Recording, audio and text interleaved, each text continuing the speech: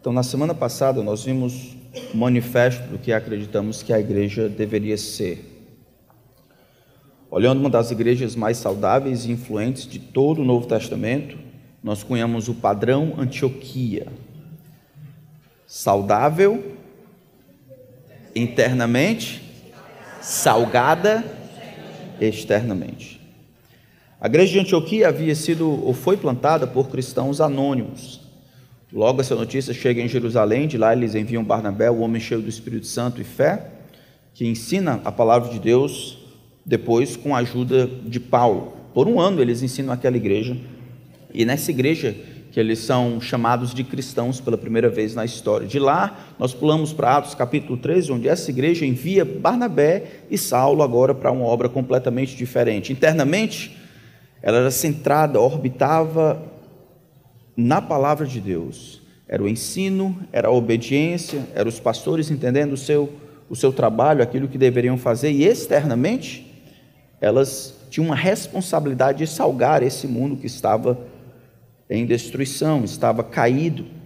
Mas isso não era tudo. Se nós pensamos sobre a igreja que deve ser padrão Antioquia, internamente saudável e externamente salgado, nós precisamos agora nos movermos para pensar sobre os nossos missionários. Os plantadores de igreja, o que eles fazem? Como eles plantam novas igrejas? Como eles realizam essa tarefa? Eu gostaria de ver esse trabalho de plantação de igrejas acontecendo de maneira natural ou sobrenatural na vida de uma das igrejas do Novo Testamento que recebe mais elogios, embora enfrentasse dificuldade. E eu queria dizer então, manter essa verdade na nossa cabeça, que plantar igreja é somente para os fracos, embora fiéis. Plantar igrejas é um trabalho para os fracos e fiéis. Gostaria de ver isso na plantação da igreja na cidade de Colossos. Então, por favor, abram a palavra de Deus na carta do apóstolo Paulo aos Colossenses. E ali nos primeiros versículos, enquanto ele pensa sobre a plantação dessa igreja, ele nos dá indícios fabulosos do que os plantadores de igreja precisam ser. Eles precisam ser fracos e fiéis. Só para que a gente entenda o que está acontecendo aqui, Paulo ele fez 3 grandes viagens missionárias. De Atos capítulo 13, que foi o último texto que a gente leu, Barnabé e Saulo são enviados pela igreja, então eles partem, fazem uma viagem pequena ali, Lídia, Derbe, aquele ambiente ali, depois eles retornam, passam um tempo em Antioquia da Síria, a cidade que os enviou, a igreja que os enviou, depois fazem uma viagem um pouco maior, depois eles retornam e finalmente fazem uma terceira viagem. Paulo fez 3 viagens, todas essas organizadas com o propósito de plantar igrejas. Então era natural eles irem para um determinado lugar, procurarem uma sinagoga, ajudarem os judeus a compreenderem que Jesus era a consumação ou o cumprimento das profecias, e ali, aquelas pessoas que haviam sido preparadas para receber o evangelho, aquelas pessoas de fato se convertiam e criavam uma igreja. A segunda viagem missionária termina em Atos capítulo 18. E a terceira viagem missionária, ela começa ainda no capítulo 18 do livro de Atos, no versículo 24 até o versículo 28. Ele vai passando pela província da Ásia. Chega lá, ele encontra uma cidade, Éfeso, uma cidade muito importante. Ele vai passar mais de anos lá. Na verdade, o texto diz que ele vai passar 2 anos numa escola de Tirano, que ele aluga para discipular os discípulos. E aí o texto diz, dando ensejo a que todos os habitantes da Ásia, a Ásia Menor, ouvissem a palavra de Deus, tanto judeus quanto gregos. Esse esboço aqui histórico é importante porque Colossos está ali na Ásia Menor. Se nós olhamos aqui, Éfeso estava aqui, perto do mar, então eu volto para cá uns 150 quilômetros, eu tenho uma cidadezinha de Colossos, uma cidade pequena, agrícola, né? De mineradores, e outras cidades estão ali perto, Laodiceia e Herápolis. Tudo indica que Paulo não teve tempo de ir pessoalmente em Colossos para plantar uma igreja. O texto, a carta que ele escreve, vai indicar que outra pessoa havia plantado esta igreja. E aqui nós vemos 2 Timóteo capítulo 2 acontecendo, aquele ciclo. Paulo havia de alguma forma ensinado homens fiéis e idôneos, e eles estão fazendo a mesma coisa que Paulo faria. Eles haviam aprendido. Ele escreve essa carta, o apóstolo Paulo, da cadeia, provavelmente do ano 61 ou 62, ele estava preso, é a sua primeira prisão, ele está preso por causa do evangelho. Escreve para esses irmãos, tentando ajudá-los. O plantador desta igreja tem um nome desconhecido, pelo menos eu não conheço nenhum, no Brasil e em outras partes do mundo. Mas no capítulo, então, 1, versículo 3, nós vamos ver o relato da plantação desta igreja. E aí, aqueles que estão procurando por nomes para os filhos machos, aqui é um bom nome. Só uma sugestão. Damos sempre graças a Deus, versículo 3 de Colossenses 1. Damos sempre graças a Deus, Pai de nosso Senhor Jesus Cristo, quando oramos por vocês, desde que ouvimos da fé que vocês têm em Cristo Jesus e do amor que vocês têm por todos os santos, por causa da esperança que está guardada para vocês nos céus. Desta esperança, vocês ouviram falar anteriormente por meio da palavra da verdade do evangelho que chegou até vocês. Esse evangelho está produzindo fruto e crescendo em todo o mundo, assim como acontece entre vocês, desde o dia em que ouviram e entenderam a graça de Deus na verdade. Isso vocês aprenderam de Epáfras, nosso amado conservo, e em relação a vocês, fiel ministro de Cristo, o qual também nos contou do amor que vocês têm no Espírito. Epáfras aparece pelo menos 2 vezes nessa carta, aqui no versículo 7 e mais na frente no capítulo 4, versículo 13. Dando a indicação simples, versículo 7, é que Epáfras, que era de Colossos, provavelmente aqui ele está escrevendo junto com Paulo, ou está na prisão junto com Paulo, é o que diz Filemon, versículo 23, quando Paulo escreve, Epáfras estava aprisionado junto com Paulo. Mas era Epáfras que havia plantado essa igreja de Colossos. É uma das descrições mais completas sobre um homem. Versículo 7, ele diz, é nosso amado conservo, ou é um servo igual a mim, um escravo como eu sou. E em relação a vocês, aqueles que eram da igreja bíblica de Colossos, ele era fiel ministro de Cristo. Essas qualificações aparecem somente, pelo menos na pena de Paulo, para Timóteo, seu filho na fé, ministro fiel. Mas plantar igrejas, como parece ter sido o caso aqui, um plantador que se torna um pastor, plantar igrejas é para os fracos e fiéis. Essa longa sessão aqui, essa longa frase, oração que começa no capítulo 3, vai até o versículo, começa no versículo 3 e vai até o versículo 8, descreve o que normalmente Paulo tem em todas as cartas. O que ele lembra, as coisas que ele pode agradecer pelo que ele sabia do que estava acontecendo, como Deus estava trabalhando ali naquela igreja, e depois, nos capítulos posteriores, ele vai dar algumas dicas, exortações, alguns ensinos para corrigir determinados problemas. Mas aqui, ele acaba relembrando, vocês viram, pelo menos 3 vezes ele relembra do coração do ministério cristão, que é o evangelho. E como aquela igreja havia sido plantada, porque alguém que era de lá, alguém que talvez tenha tido contato com o evangelho enquanto estava passando por Éfeso, ouvindo Paulo pregar, alguém foi fiel e retornou e replicou exatamente o que havia ouvido da boca de Paulo. E este evangelho puro e simples agora, na boca de um homem fiel, teve condições de produzir uma reviravolta na cidade de Colossos. Pela maneira como ele é descrito aqui, tanto nesses primeiros versículos, quanto no capítulo 4, era um homem que era caracterizado por compreensão clara a respeito da sua identidade de escravo, e assim está a sua fraqueza estabelecida. A sua fraqueza, no entanto, de se colocar na condição de escravo de Cristo, e nada mais do que isso, de obediente ao seu Senhor, sua fraqueza unida à sua fidelidade, é daí que ele retirava sua força para plantar igrejas. O texto então é fabuloso. Eu espero que a gente consiga ver todo. Vamos orar, pedir que Deus nos ajude. Pai, existem muitos empreendimentos que podem ser realizados nessa vida, muitos. Fazer Cristo conhecido entre todas as nações é o dever de todo escravo.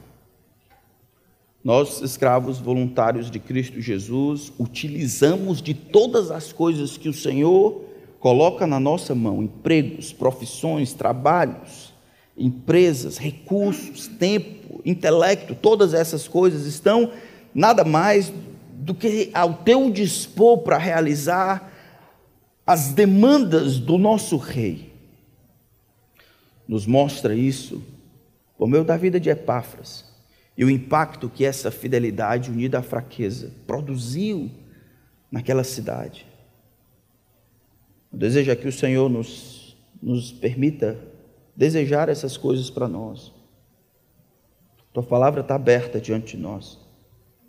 Nós realmente precisamos que o Senhor nos conduza sobre a linha que é a tua palavra. Que o Senhor não nos permita fugir do que ela tem a dizer. Que o Senhor, o Espírito, nos convença, nos confronte, nos conforte, nos corrija. Porque ao final desse tempo só o Senhor receba a glória que merece. Em nome de Cristo. Amém. Como é de costume, do versículo 3 em diante, vocês percebem aí, Paulo ele faz um agradecimento pelas coisas que sabe a respeito daquela igreja. Nós damos sempre graças a Deus, Pai de nosso Senhor Jesus Cristo, quando oramos por vocês. O conteúdo dessa gratidão aparece no versículo 4. Ele começou a agradecer desde o dia em que ele ouviu falar da fé desses homens. Ele ouviu falar por causa do seu companheiro de prisão, que havia plantado aquela igreja e agora estava junto com Paulo, e podia dizer de como aquela igreja era fabulosa. 3 coisas caracterizavam aquela igreja, ou sumarizavam o relacionamento. Desde que, versículo 4, ouvimos da fé que vocês têm em Cristo Jesus, do amor que vocês têm por todos os santos e da esperança que está guardada para vocês no céu. Essa tríade teológica, ela aparece, por exemplo, na plantação da igreja de Tessalônica. A fé, o amor que atua e a esperança no meio de grande tribulação, que era um caso diferente lá. Mas essas 3 coisas estão unidas mais uma vez: fé, amor, esperança, sinais claros da graça que perpassam todos os momentos históricos da vida. A fé que esses homens tinham era uma fé relacionada ao passado deles, o amor era o que caracterizava o seu presente, e a expectativa e a esperança era aquilo que direcionava o futuro deles. Ao serem salvos, ao serem colocados no relacionamento com Deus, todas as 3 áreas da nossa horizontalidade temporal foram afetadas. Tanto o nosso passado, crendo em Cristo, o nosso presente caracterizado por amor, e assim o nosso futuro, a esperança que está guardada para nós no céu. Em seguida, Paulo agradece ainda desta esperança, falando no versículo 5, demonstrando esses sinais da graça que haviam acontecido, não pela produção natural das pessoas. Dessa esperança vocês ouviram falar anteriormente por meio da palavra da verdade, do evangelho que chegou até vocês. Esse evangelho, ele diz no verso, está produzindo e crescendo, produzindo fruto e crescendo em todo o mundo, assim como acontece entre vocês. Em outras palavras, Paulo está olhando para o amor que eles tinham uns para com os outros, a esperança diante do futuro e a fé que eles têm, e dizendo que essas coisas não foram causadas pelo pensamento positivo, não foram produzidas por outra coisa, mas pelo próprio evangelho. O evangelho gerou essas coisas. O evangelho, na verdade, ele diz que está causando mudanças em todo o mundo. É interessante porque é o mesmo evangelho, o evangelho de Colossos, o evangelho que apareceu em Éfeso, o evangelho que é pregado em Tessalônica, o evangelho que passa em Lídia, Derbe, Listra, todos esses cantos, é o mesmo evangelho e por causa da sua flexibilidade, não de conteúdo, mas de apresentação, o Evangelho constitui-se o poder de Deus para a salvação de todo que crê. Era assim 2000 anos atrás, era assim ali na Turquia, na atual Turquia, mas é assim entre os aborígenes, como se dizia, das Ilhas Hébridas, é assim que aparece entre os ribeirinhos da Amazônia, é assim que se prega na favela, é assim que se vai em qualquer outro canto, sendo que a autoridade de Jesus abarca todas as coisas, a mensagem, a proclamação do que Deus fez por meio de Cristo é inteligível para todas as pessoas. E Paulo não tem medo de dizer isso, esse evangelho está produzindo uma mudança no mundo inteiro, em vocês também. É o evangelho produzindo. Os colossenses poderiam desenvolver essa fé, esse amor, assim como em outras partes do mundo. Amor produzido pelo evangelho é algo que pode ser encontrado e vai ser encontrado em outras partes do mundo. A expressão em todo o mundo ressalta o fato de que o evangelho não era bairrista, não era mais uma história, uma lorota de um pregador aí, um suposto milagreiro que fez isso ou aquilo, num lugarzinho pequenininho chamado Judeia, ou numa grande civilização lá na terra dos romanos. O evangelho, ele funcionava, era a mensagem do Deus fora da criação, do Criador para a sua criação, e tudo que é criação deveria ser afetado por esse evangelho em todo o mundo. A menção do mundo lembraria também aos colossenses de que eles tinham a responsabilidade pelo mundo inteiro. Porque este privilégio que nós temos de ter uma mensagem que é inteligível e que opera poderosamente no mundo inteiro nos torna responsáveis por proclamar essa única mensagem que tem esses elementos. Mas ele diz, entre vocês, os colossenses poderiam lembrar que este fruto do evangelho não era uma coisa distante, era deles. O evangelho havia transformado as suas vidas, eles poderiam lembrar disso. Eu estava falando recentemente com um jovem que luta contra o ateísmo, e ele perguntando, pastor, qual é o argumento que o senhor tem para convencer a si mesmo de que Deus é real e de que o cristianismo é verdadeiro? Existem muitos argumentos lógicos, embora argumento nenhum consiga produzir fé salvífica. Mas para onde eu vou, se houvesse qualquer dúvida no meu coração a respeito da realidade do poder do evangelho, seria para 27 de agosto de 97. Eu acordei um homem vivendo para mim, amante de lascívia e imoralidade, pensando só em mim, vivendo para mim, tirando o máximo que podia dos outros. E eu fui dormir, depois de um encontro com o evangelho, uma outra pessoa. Eu não digo isso para aparecer, porque eu não produzi isso em mim. Isso foi o que me constrangeu e me deu um nó na cabeça. Era real. Eu podia olhar e ver que determinadas afeições e desejos, interesses pelo bem do outro, não eram naturais em mim. Eu não conseguia produzir, eu nem pensei sobre aquilo, quando olhei, de repente estava lá. O amor, o interesse, a compaixão por outras pessoas, o desejo de se importar com a opinião de Deus. Não sou eu que faço esse exercício. Paulo está dizendo que os colossenses poderiam fazer a mesma coisa.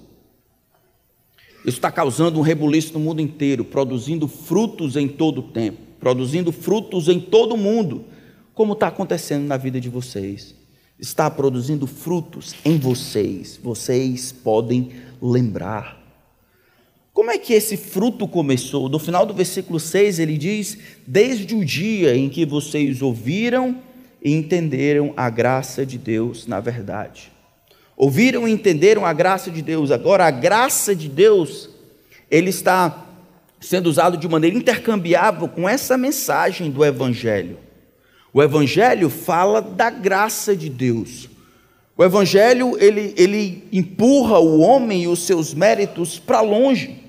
O evangelho não é uma fórmula mágica, um meio como os homens alcançam salvação. Eles ouviram essa mensagem, entenderam a graça, entender o que Deus propõe para salvar o pecador, não por obras religiosas, não por caridade, mas pela vida de Jesus sendo sacrificado por pecadores.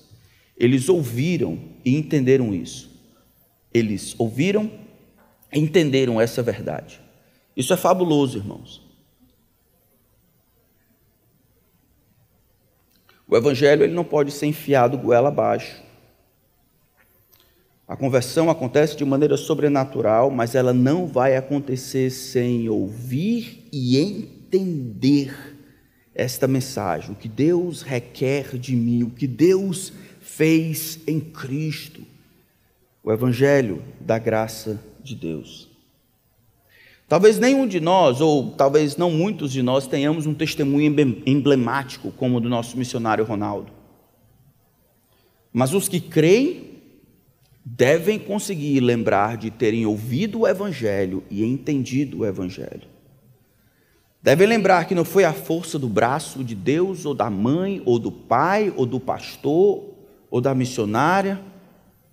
Não foi o poder dos argumentos, mas a graça de Deus que foi o fator responsável por mudanças internas e externas. Você lembra disso? O seu testemunho pode funcionar como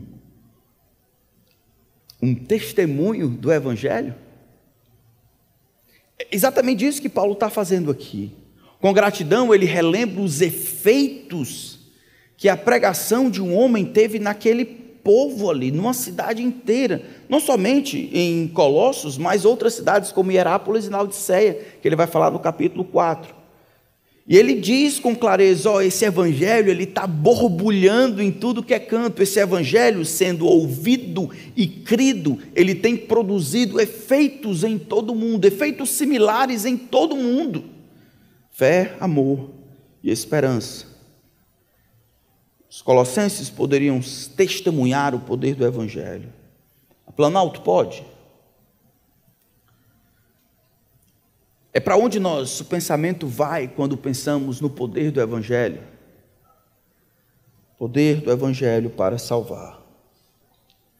Mas então, no final do versículo 6, e depois começando o versículo 7, Paulo dá um passo para trás. E aí ele vai focar no mensageiro do evangelho. E a gente vai passar mais tempo aqui. Isso foi só a introdução.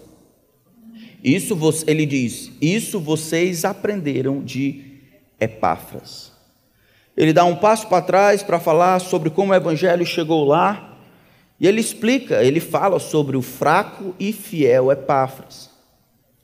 E com isso nós aprendemos como plantar igrejas, reconhecemos que o trabalho de plantar igrejas precisa ser reconhecido como um trabalho somente para os fracos e fiéis. A apresentação de Epáfras, de novo eu digo, está entre as mais bonitas, como Paulo se refere a determinadas pessoas, a esses que são ministros, não somente meros colaboradores, mas ministros do evangelho. Escravo de Cristo, servo fiel. Escravo, servo de Deus, ministro fiel do evangelho. Então, o fraco e fiel Epáfras, enquanto ele está lá naquele trabalho, ele apresenta determinadas características que eu quero ver com vocês. Em primeiro lugar, ele apresenta clareza na compreensão do evangelho.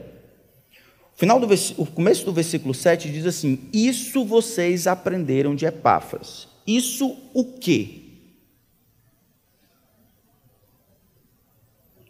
Versículo 5 ele diz: por causa da esperança que está guardada para vocês nos céus.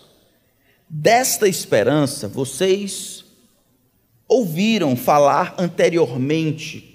Como esse conhecimento da esperança chegou a eles? Por meio da palavra da verdade do evangelho, que chegou até vocês. Esse evangelho, continuando o versículo 6, está produzindo fruto e crescendo em todo mundo, assim como acontece entre vocês, desde o dia em que ouviram e entenderam a graça de Deus na verdade, ou seja, o evangelho. Isso vocês aprenderam. Isso o quê? O evangelho e seus efeitos. Eles aprenderam de Epáfras exatamente o evangelho. Eu digo isso, parece ser simples, Mas quando Paulo fala sobre a verdade do Evangelho, no final do versículo 5, sobre o Deus na verdade, é que, como a gente vai ver mais para frente, nesses capítulos aqui de Colossenses, existiu uma seita lá caminhando, ou ideias erradas a respeito da plenitude de Cristo e os efeitos da santidade, como aquela distorção a respeito da realidade do Evangelho, da supremacia de Cristo, estava afetando a santificação e a obediência que aqueles homens deveriam prestar a esse Jesus. Epáfras, ele comunica exatamente o que ele havia ouvido. Era alguém que entendia o Evangelho de maneira clara. E se era um problema, e era um problema na época que os apóstolos estavam vivendo, um problema de enrolar, ou misturar, ou distorcer, ou perverter, ou acrescentar, ou reduzir o Evangelho naquela época. Naquela época, com os apóstolos vivos. Que dirá agora? No entanto, Epáfras, ele apresenta uma clareza na compreensão do Evangelho. E aqueles que querem plantar igrejas à la Epáfras precisam copiar a mesma atitude. O Evangelho não afirma a melhor versão de você. O Evangelho não fala de prosperidade material ou física. O Evangelho não fala de sucesso nos empreendimentos. O Evangelho não afirma vida fácil diante de problemas. O Evangelho não é uma fórmula mágica para a vitória sobre os invejosos. O Evangelho não significa você ser imune às dificuldades. Isso precisa ficar claro por causa da grande dificuldade no tempo de hoje de definir o Evangelho. Infelizmente, como nós vamos ver em outros textos, o Evangelho poderia ser distorcido. Em 2 Coríntios, capítulo 11, versículo 4, falando da complacência dos coríntios, Paulo escreve: pois se alguém ensina sobre Jesus, diferente daquele que nós pregamos, ou se vocês aceitam um espírito diferente daquele que já receberam, ou um evangelho diferente do que já aceitaram, vocês toleram isso muito bem. E aqui ele está sendo irônico, dizendo que isso é para o prejuízo deles. O mais clássico, Gálatas capítulo 1, versículos 6 e 7, estou muito surpreso em ver que vocês estão passando tão depressa daquele que o chamou da graça de Cristo para outro evangelho, o qual não, na verdade não é outro. Porém, há alguns que estão perturbando vocês e querem perverter o evangelho de Cristo. O evangelho poderia ser pervertido naquela época, e pode, e vai, e está sendo pervertido agora. Mas o que é esse evangelho? Pelo menos 77 vezes o substantivo aparece Evangelho no Novo Testamento. O Evangelho, no início dos Evangelhos, principalmente o Evangelho de Marcos, ele marca o resumo de toda a mensagem cristã. Marcos 1:1 abre dizendo o início do Evangelho de Jesus Cristo, o Filho de Deus. Marcos capítulo 1, versículo 14 diz que depois que João Batista foi preso, saiu Jesus pregando o Evangelho de Deus. O Evangelho, que significa boa notícia, ele é de Deus. Isso significa duas coisas, tanto que, em primeiro lugar, ele tem uma origem divina. O Evangelho não é uma construção social, uma invenção humana, uma alucinação coletiva. O Evangelho tem origem em Deus. Essa boa notícia tem origem em Deus. Mas também o Evangelho, ele é de Deus porque ele é comunicado pelo próprio Deus. Eram as boas novas enviadas por Deus. As boas novas, os evangelhos, eram notícias sobre Jesus da parte de Deus, planejadas soberanamente por Deus. No capítulo 1 ainda de Marcos, versículo 15, diz que depois que João foi preso, ou João Batista foi preso, Jesus prega o evangelho de Deus e ele diz três coisas. O tempo está cumprido. O reino de Deus está próximo. Arrependam-se e creiam no evangelho. O tempo está cumprido, isto é, as profecias que haviam sido prometidas chegaram agora ao momento de completude. Estão para serem cumpridos. O rei está chegando, o controle de Deus sobre a terra está vindo. E o Evangelho, então, essa notícia exige uma resposta. Isso aqui é muito importante, meus irmãos. O Evangelho, a boa notícia que tem origem em Deus, exige uma resposta dos homens que a escutam. E a resposta não é a de cada um. Isso funciona na pós-modernidade, não na perspectiva de Deus. Os homens devem se arrepender e crer no Evangelho. Devem se arrepender dessa vida fútil e vazia de pecado. Devem se arrepender dos seus pecados. Devem crer de que o Evangelho, a boa notícia do que Deus fez em Cristo, é capaz de salvar o pecador. Você está aqui e não é crente, sabe? Nessa história de crente é assim, ó. Você é um pecador perdido. A boa notícia é que Deus ama um pecador como você e eu. E aí Ele ordena que você se arrependa dos seus pecados e creia em Cristo, somente em Cristo, para a salvação. O Evangelho é o milagre de Deus nesse sentido, Romanos 1,16, porque não me vergonho do Evangelho, porque é o poder de Deus para a salvação de todo que crê.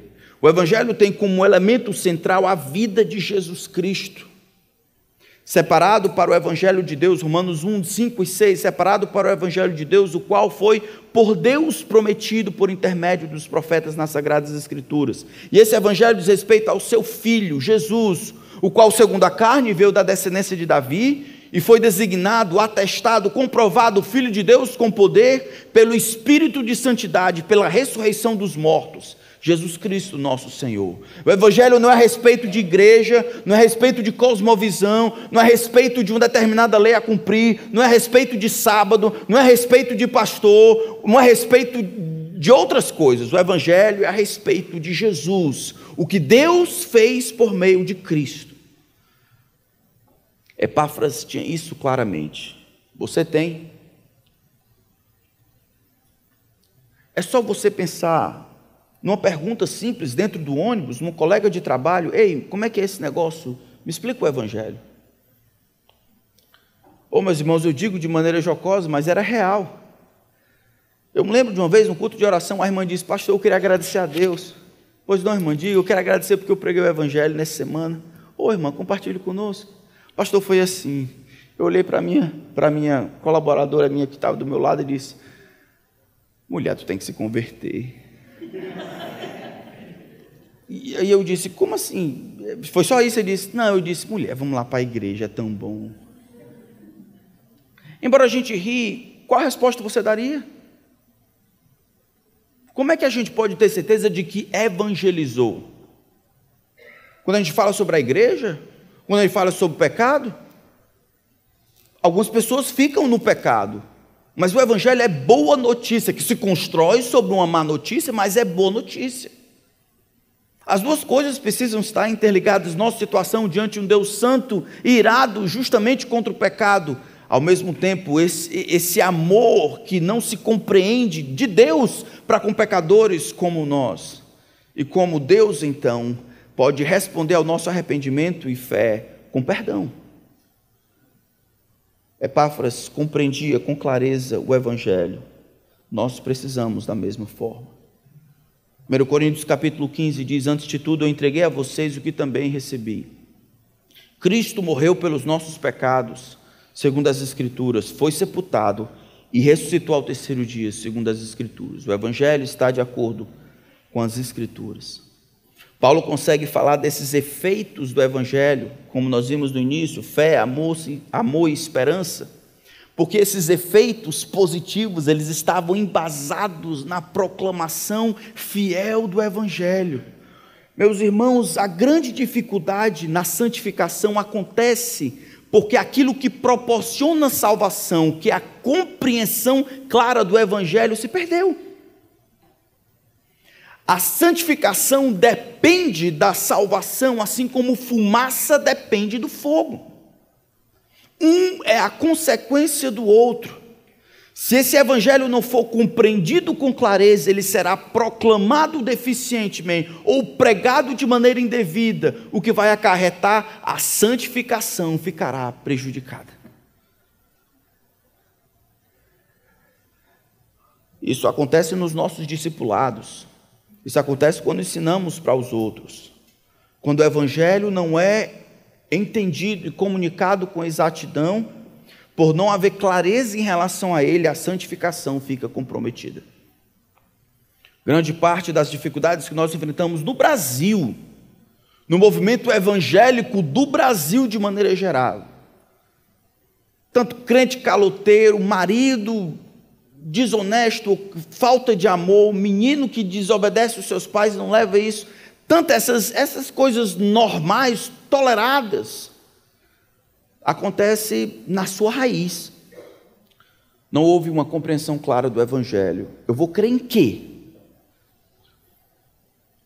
E aí, por conta disso, a minha santificação é prejudicada.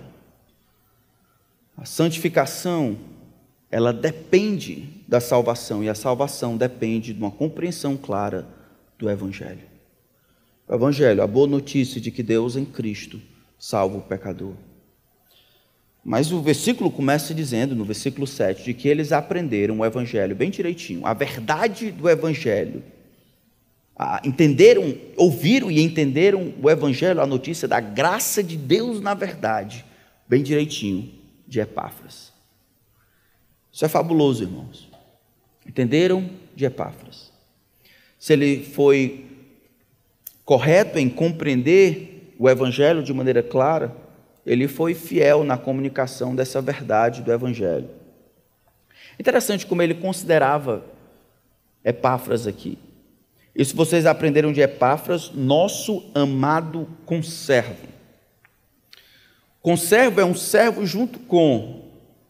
Eu sei que é um termo que a gente não gosta muito de usar, mas a palavra conservo, ou servo, é aquele escravo. Nesse sentido aqui, é um escravo diferente. Não é aquele escravo que foi arrancado. Todos nós vamos concordar que essa servidão que nós prestamos a Cristo, eu acredito que seja uma servidão voluntária, tá certo? Então, muito mais do que aquela que... É claro que houve uma compra no mercado do pecado, mas houve também voluntariedade de nossa parte. O Senhor nos conquistou e nós nos entregamos a Ele voluntariamente. A ideia de servidão aqui, de escravidão, é o homem que vende a si mesmo para satisfazer a vontade do seu Senhor. Mas ele coloca como conservo, aqui é o apóstolo Paulo, o maior missionário da igreja primitiva, olhando para Epáfras, um homem que não aparece muitas vezes na Escritura, um homem natural de Colossos, que havia plantado aquela igreja, que havia não somente clareza do Evangelho, mas fidelidade na proclamação do Evangelho. Meu conservo é que, se eu estivesse em Colossos, eu teria feito exatamente o que Epáfras fez. Eu não teria acrescentado absolutamente nada, não teria reduzido absolutamente nada, teria proclamado a mesma coisa. E porque a mensagem é maior do que o mensageiro, o grande Deus teria produzido os mesmos efeitos. Porque é o Evangelho que salva, não um homem. Ele é nosso conservo. Nosso conservo. Nós encontramos aqui o que Paulo havia dito para Timóteo lá na frente, como eu já citei. Encontra homens fiéis e idôneos, fortifica-te na graça, 2 Timóteo 2,2, que está em Cristo Jesus. E o que de minha parte ouvistes, essa já é a segunda. Tem Paulo, Timóteo, o que de minha parte ouvistes, através de muitas testemunhas, isso mesmo transmite a homens fiéis, terceira geração, para que esses possam instruir a outros. Aqui está alguém, tendo aprendido de Paulo, fiel e idôneo, ou fiel e capaz, para transmitir a mensagem para outros. E os homens precisam ser fiéis, os homens que lidam com o texto santo precisam ser fiéis, os plantadores precisam ser fiéis, fiéis à mensagem de Deus. Do contrário, o cristianismo não vai perdurar. Se a mensagem foi corrompida, ou por covardia, ou por desleixo, a santificação e às vezes a salvação ficará comprometida. Homens fiéis e idôneos precisam ser encontrados para que a mensagem do cristianismo continue tendo livre curso. A mensagem do evangelho na boca de covardes morre com eles. A mensagem do evangelho na boca de infiéis produzirá falso ensino e vai acabar maculando o cristianismo. Os plantadores de igreja precisam não somente conhecer o Evangelho de maneira clara, ou demonstrar clareza na compreensão do Evangelho, mas também demonstrar fidelidade na proclamação do Evangelho. E aí, em terceiro lugar, nós encontramos segurança no poder do Evangelho. As pessoas estão sendo transformadas, estão trabalhando. Vocês aprenderam isso, essas verdades do Evangelho, o Evangelho e os seus efeitos, por meio do nosso amado conservo, e em relação a vocês, pastor fiel, o qual também nos contou do amor que vocês têm no Espírito. Os falsos evangelhos, como parece ter sido o problema aqui na cidade de Colossos, era o resultado de circunstâncias peculiares, enquanto o evangelho verdadeiro, ele partilhava de um poder universal, era inteligível para toda a criação e poderia causar os seus efeitos em todo mundo, produzir mudança. Essa fé, esse amor, essa esperança. Mas esse evangelho que foi pregado, ele não é uma semente que cai e que morre simplesmente. Ele cai, morre para a produção de vida, e esse negócio precisa continuar. É salvação que gera santificação. E aí a gente encontra no capítulo 4, Paulo falando mais uma vez sobre o evangelho. Agora ligado mais uma vez a Epáfras. Colossenses capítulo 4, versículo 12 em diante.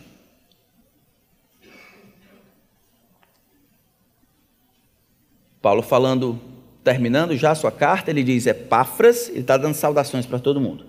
Epáfras, que estava junto com ele, que é da igreja de vocês, manda saudações.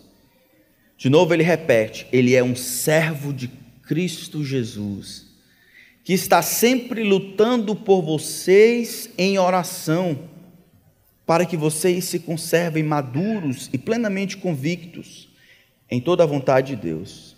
E posso testemunhar a respeito de Epáfras, de que muito se empenha por vocês, pelos de Laodiceia e pelos de Hierápolis. Estão vendo a luta dele aqui? Isso é fabuloso, irmãos. É um homem que está preso injustamente por causa do evangelho junto com Paulo, mas mesmo lá, ele consegue lembrar dos seus irmãos e ele luta por eles.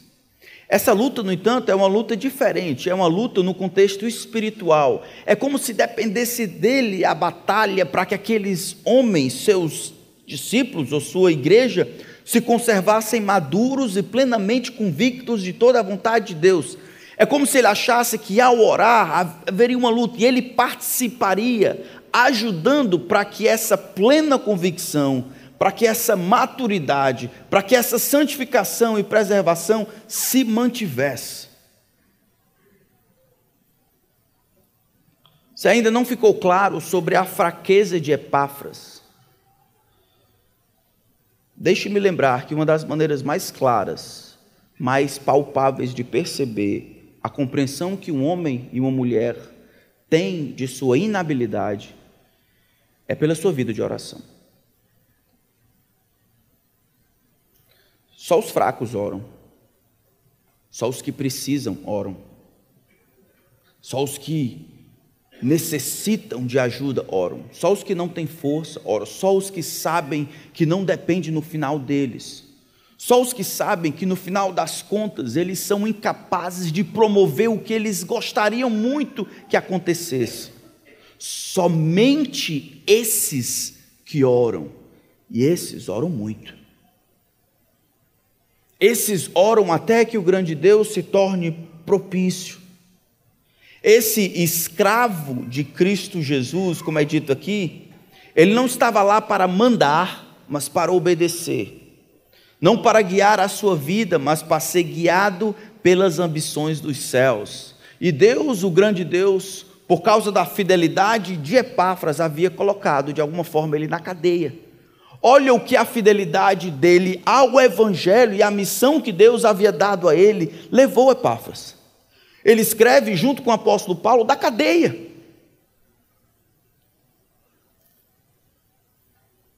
Não é à toa que esse homem é chamado de escravo, servo de Deus.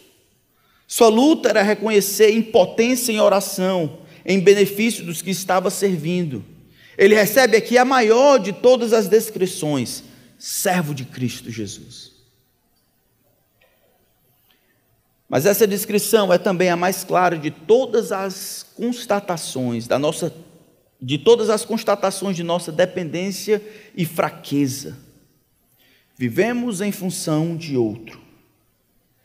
É somente a nossa fidelidade, a nossa identidade de servo.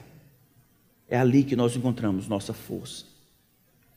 Nossa força está em nos reconhecermos e sermos fiéis à identidade que Deus nos deu e nós aceitamos voluntariamente, servos de Cristo, escravos voluntários de Jesus. E é aí que nós encontramos a nossa força. O Evangelho, então, pode ter livre curso para aqueles que se dispõem a pregá-lo intensamente. Plantar igreja é para os fracos e fiéis como Epáfras. Sua fraqueza está demonstrada na maneira como ele compreendia a si mesmo, na preservação da sua identidade como servo de Deus, não como Senhor, e na sua fidelidade à sua identidade, se colocando até numa situação de perigo, de prisão por causa de Cristo.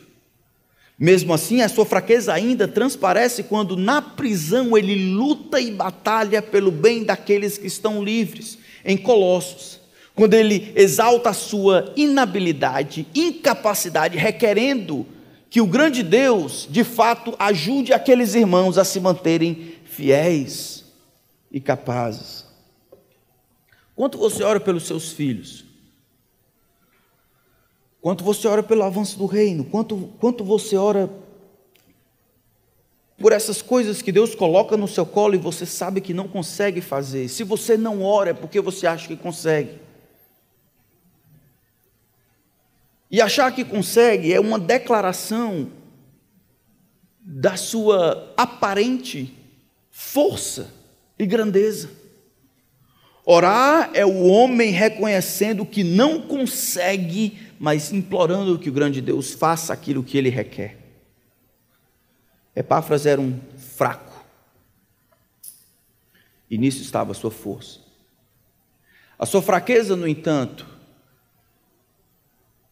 não tirava dele a responsabilidade, e ele então é chamado de fiel ao Evangelho. É muito interessante, irmãos, notar essas duas coisas juntas. Ele é amado, escravo e fiel ministro. Por um lado, ele é um escravo, é amado, mas é um escravo voluntário de Cristo. Por outro, ele é um fiel ministro do Senhor.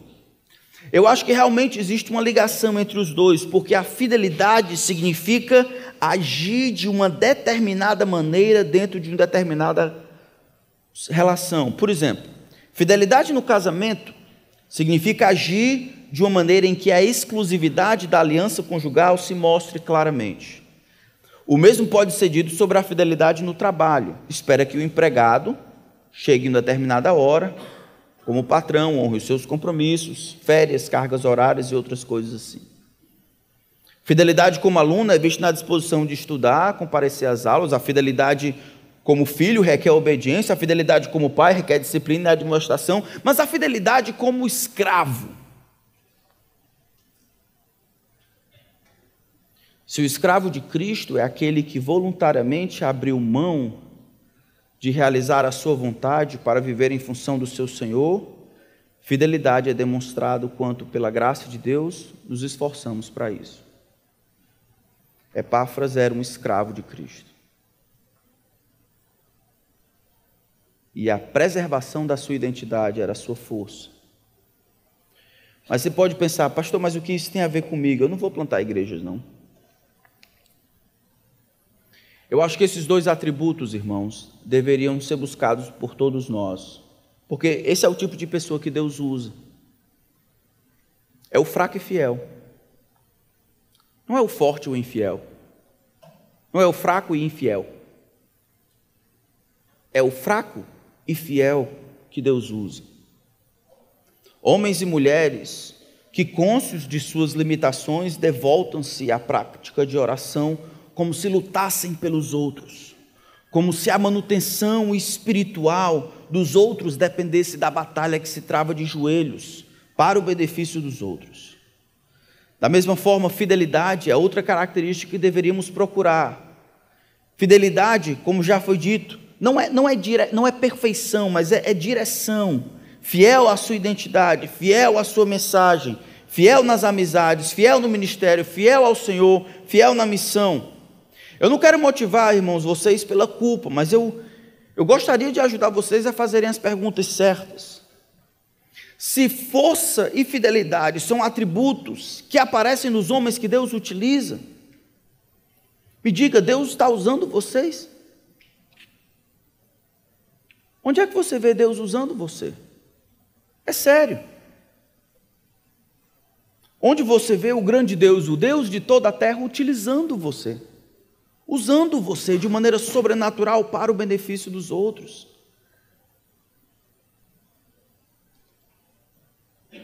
Eu não estou perguntando se o trabalho e os estudos andam bem, porque no nível horizontal você não precisa de Jesus para tirar boa nota, nem para fazer dinheiro. Estou pensando como nós vemos o Senhor nos usando para o benefício das outras pessoas. Não consegue? Tenha coragem de perguntar para aqueles que cercam você, sua esposa, seu pai, sua mãe, pergunte para eles: você vê o grande Deus me usando? Mas se Deus não está lhe usando, por que é?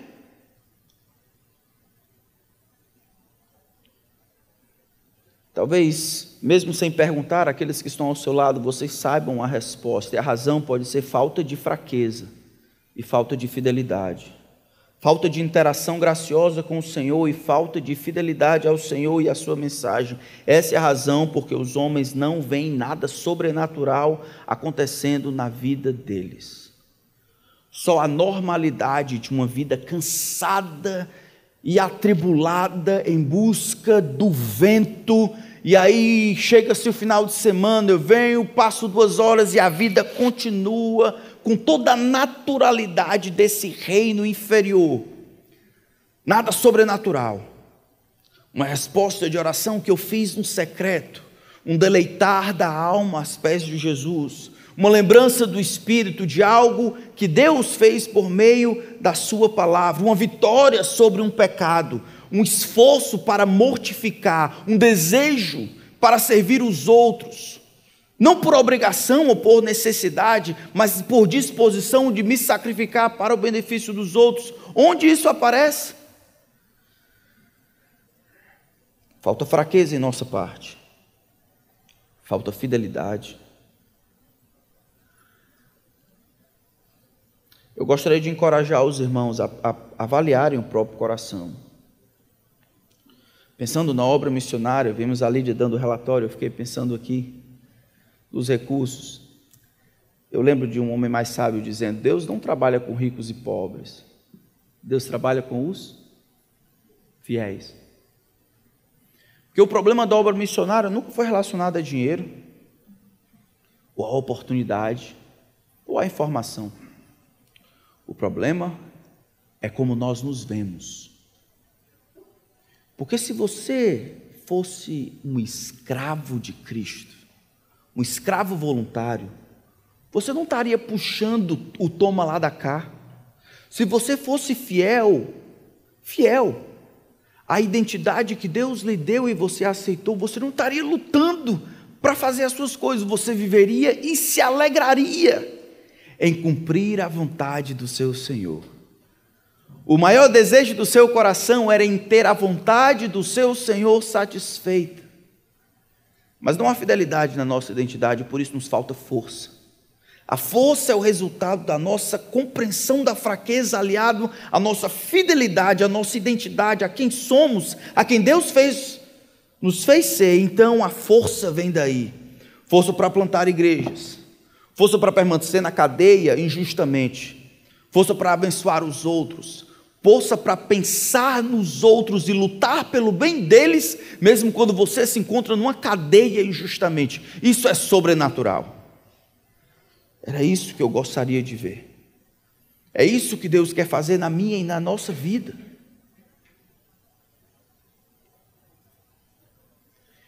Fidelidade é o que falta na sua vida, talvez. Não são os recursos ou as oportunidades, mas fidelidade.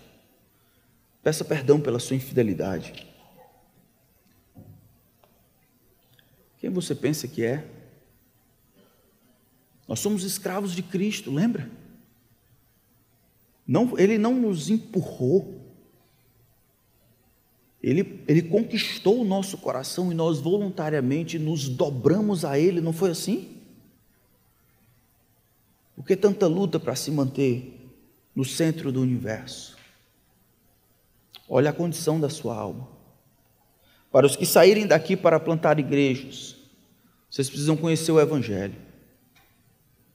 Precisam conhecer o Evangelho mais do que conhecem suas esposas, mais do que conhecem a si mesmo, mais do que conhecem o campo missionário, mais do que conhecem os pastores que estão aqui. Precisam conhecer o Evangelho profundamente, encontrá-lo de todos os lados, pregar para si várias vezes, encontrar os links e as correlações, os desdobramentos do que Deus fez em Cristo.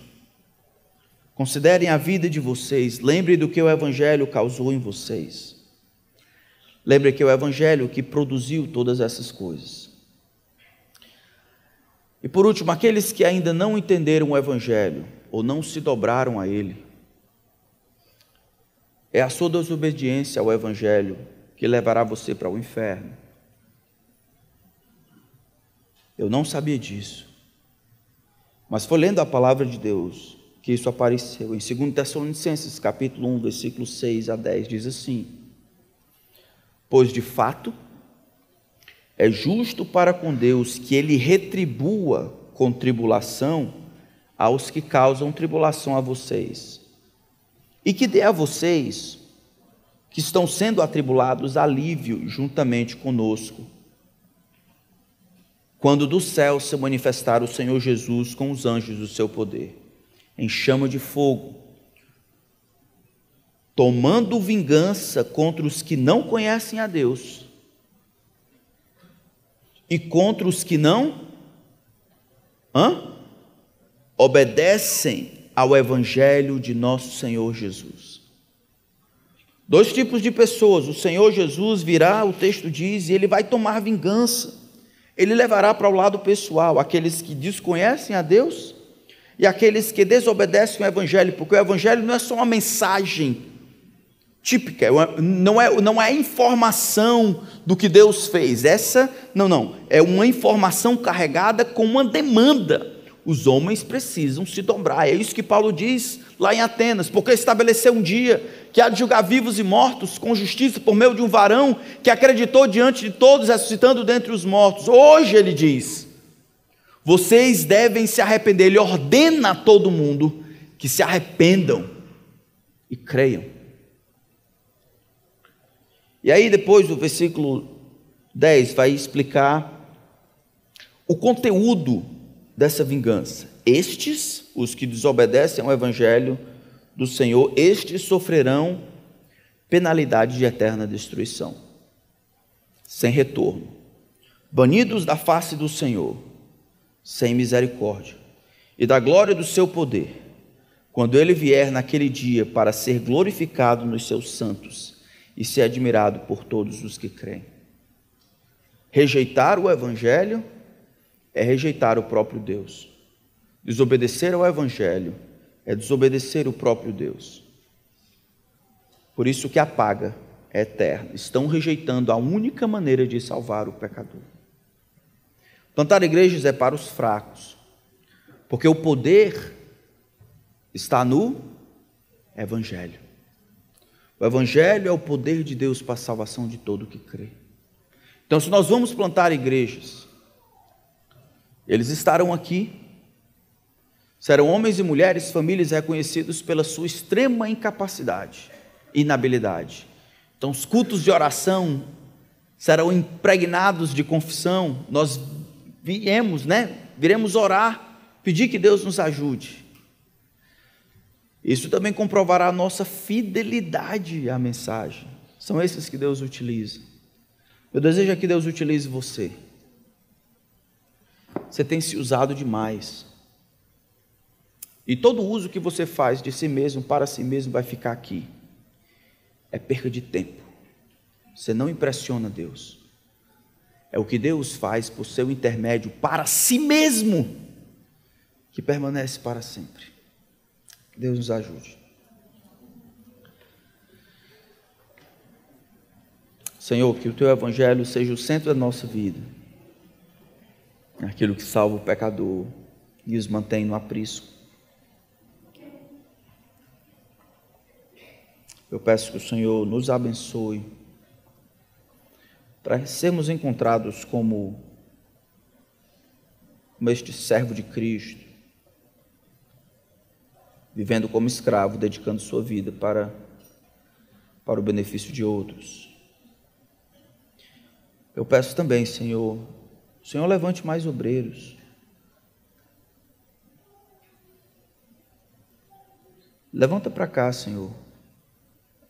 Levanta e fala com os homens. Que eles peçam ajuda.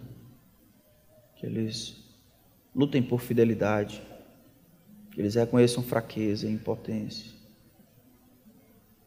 Lembra eles de Cristo, crucificado e ressuscitado.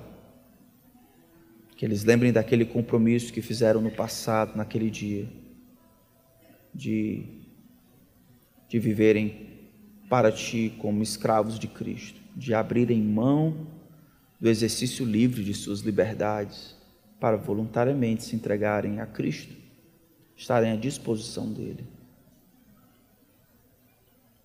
Faz isso em nós, faz isso em mim.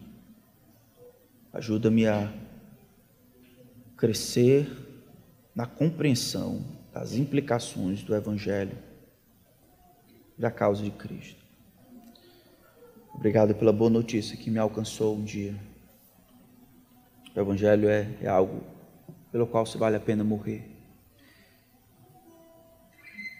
O Senhor faça isso, nutra o nosso coração com Ele. Em nome de Cristo. Amém.